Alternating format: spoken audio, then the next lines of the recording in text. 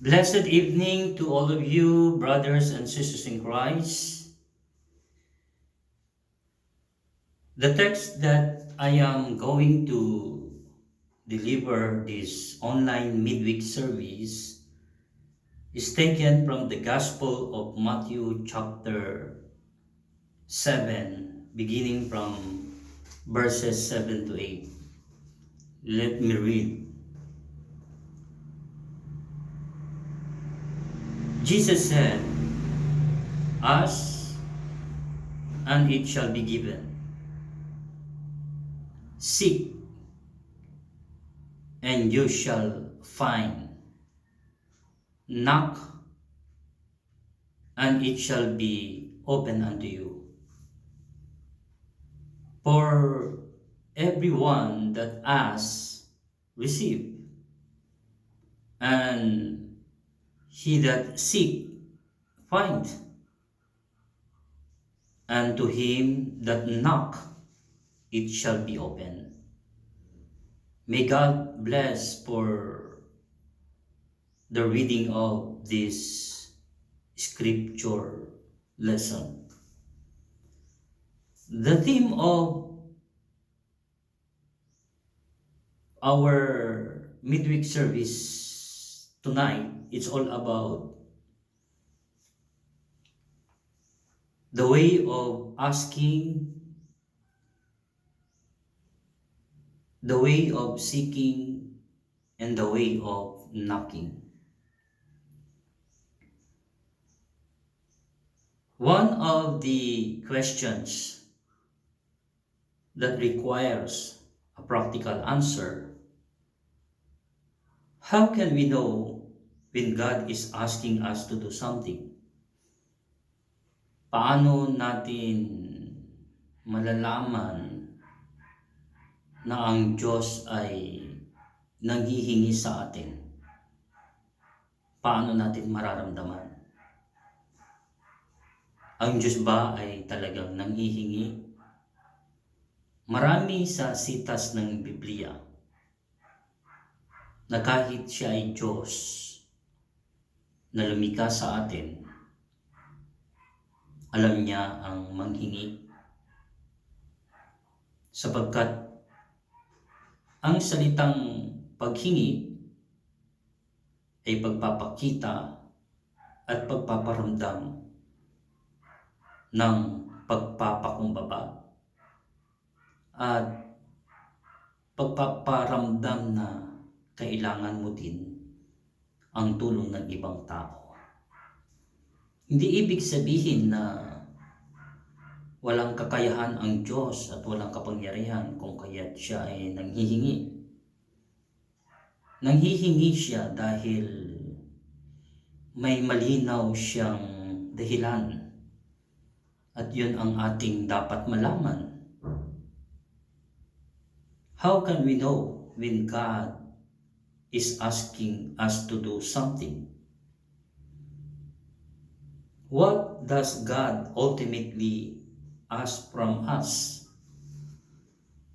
Ano ba ang pinaka hinihiling ng Diyos sa atin? Maaring hindi na siya pwedeng manghingi dahil siya ay Diyos ng sangkatauhan. Siya ang lumikha ng langit at lupa. Siya ang pinagmulan ng buhay. Everything is in us belongs to God. Everything is in us. It is a property of God. But kailangan pa siyang manghingi. Yan po ang kailangan nating liwanagin po dito sa passage na to.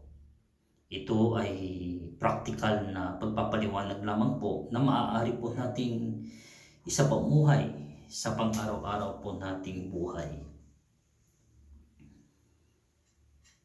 Ang isa sa mga dahilan kung bakit ang Diyos ay nanghihingi, hindi upang palabasin na siya ay pulubi o palabasin na siya ay mahirap o palabasin na wala siyang kaya o walang kakayahan. Nanghihingi siya hindi dahil para sa kanya. Siya ay nanghihingi dahil para sa iyo at para sa atin. Batay sa aking pagsasaliksik sa banal na kasulatan, ang unang-una na hinihingi ng Diyos sa mga tao ay ang pakinggan siya. Magkaroon tayo ng deep listening about His words. Dahil kung hindi natin siya papakinggan, didinggin, maaaring ang buhay natin ay masasayang lamang. Ang isa sa mga maaari nating pagbatayan din dito kung bakit ang Diyos ay humihingi sa kadahilan ng gusto niya na iparanas at ipakita at siya ang nag-initiate na manghingi sa atin upang tayo din ay manghingi sa Kanya. Humingi din tayo sa Kanya ng tulong. When God is asking to us, it's not for His own sake, but for our own sake. But of course, we need to trust Him. One of the ultimate asking of God from us is to trust Him. It's very clear in the Bible. Trust in the Lord with all your heart and do not let your own understanding. Brothers and sisters in Christ, marami sa mga tao, marami sa mga nakakaranas ng hirap at hindi na kayang harapin ang kanilang mga problema sa buhay. At ang nangyayari na lang ay nagagawa na nilang manghingi. Ang paghingi ay hindi po masama. Manghingi po tayo na may pagpapakumbaba. Manghingi po tayo na may taos-pusong pagpapakababa sa ating sarili na kailan may hindi natin kaya. Manghingi po tayo sa Diyos. Sa aking karanasan, mga kapatid, particularly when we ask help from the other church, other members, our brethren from abroad, kung kailan po tayo nangailangan, ay saka naman tayo kinalimutan. Madalas ganyan po.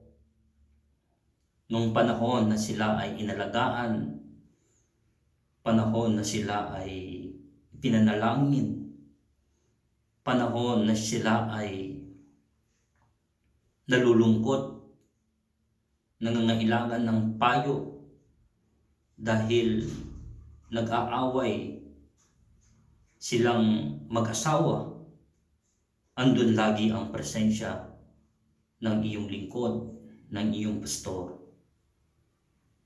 Subalit sa panahon na ang manggagawa naman ay nangailangan at sinusubukang manghingi para sa ministeryo, doon naman na nila nakaligtaan.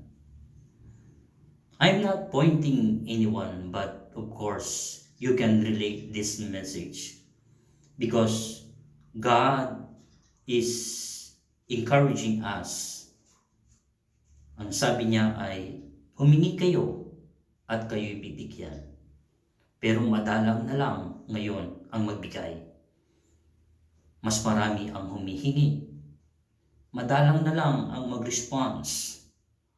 Most especially we are facing now for the building of the church infrastructure sa Calasiao United Methodist Church, laging nababaha at laging may kakulangan. Kung tutuos-tuusin, hindi kaya ng Calasiao lamang na itayo ang iglesia na kanilang pinapangarap. Kaya sila ay nagsasakripisyo. Sila ay nagkakaroon ng lakas ng loob na lapitan ang bawat isa na maaaring mag-response upang ang kanilang pangarap ay mangyari nawa na maitayo ang bahay sambahan. Mga kapatid, the theme is all about the way of asking. There's nothing wrong when we ask. There's nothing wrong when we ask with humility, especially when we ask God. At this moment of time, brothers and sisters in Christ, the second thing that we need to know, in our today's world, no one naturally seek God. Ang sabi po dito ay the way we seek. Ang Diyos ay naghahanap din at hinahanap din natin ang Diyos. Subalit, batay po sa ating pag-aaral, in the Gospel of John chapter 4, verse 24, God is actually seek true worshiper.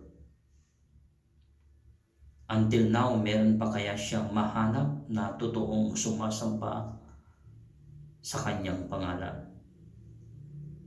We don't know if God found a true worshiper. Hindi natin alam. But to tell you, brothers and sisters in Christ, true worshiper ultimately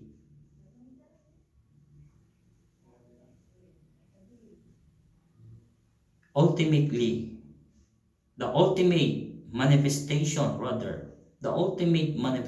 of true worshiper by means of being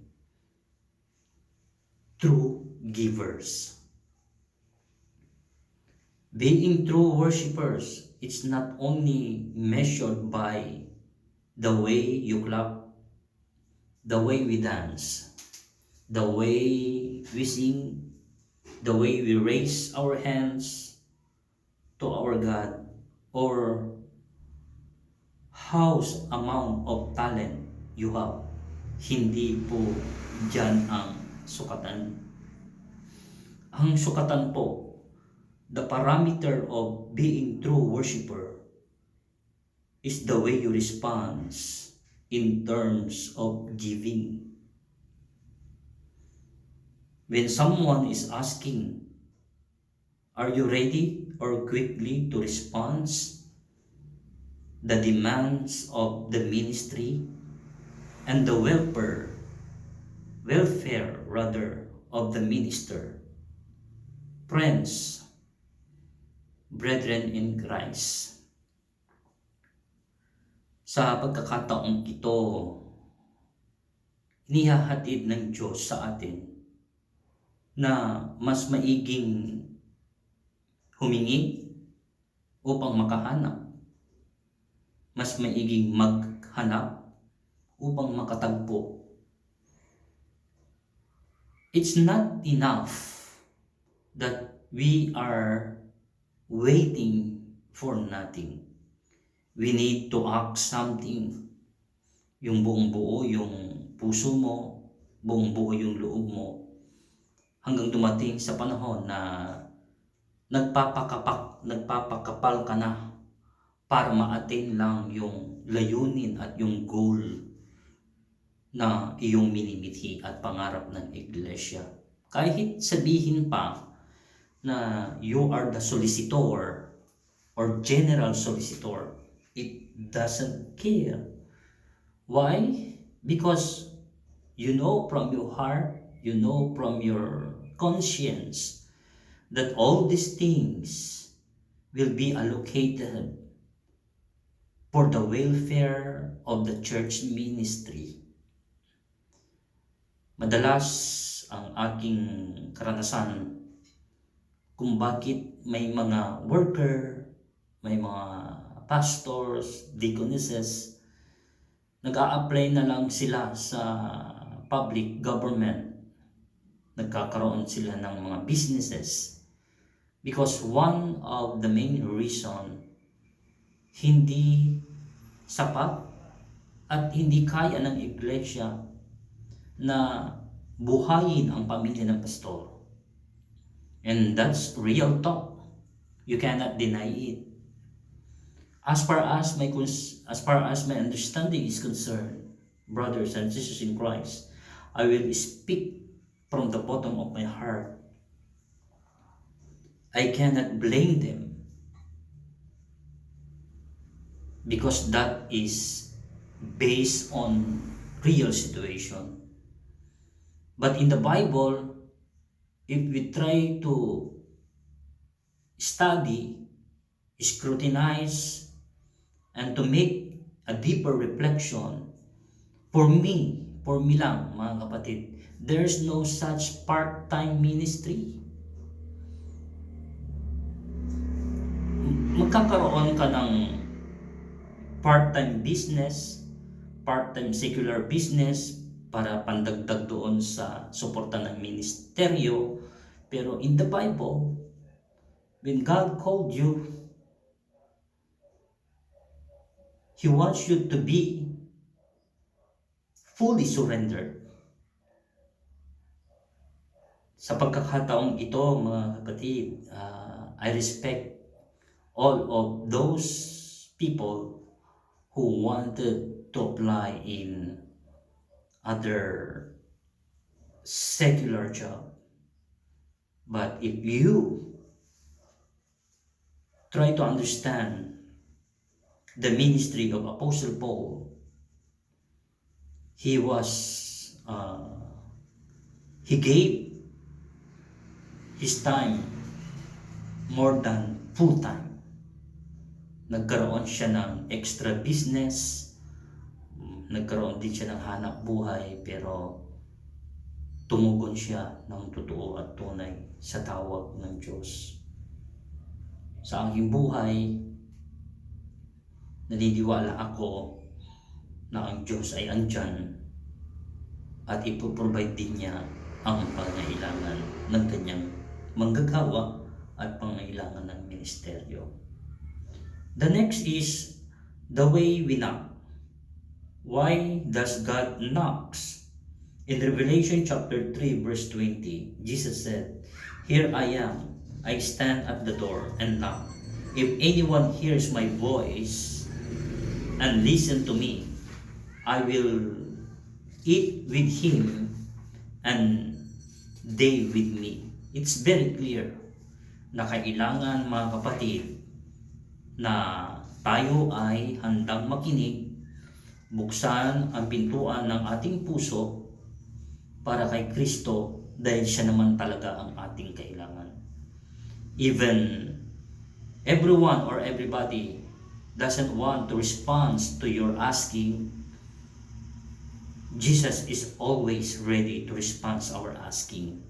He wanted to use someone or somebody to provide our needs. Ang Calasiao United Methodist Church, matagal-tagal na rin buong taon ang kanilang sakripisyo. Matagal-tagal na rin po ang kanilang pagbubuno at hindi pa rin natutugunan ang kanilang pangarap na maitayo ang kanilang iglesia.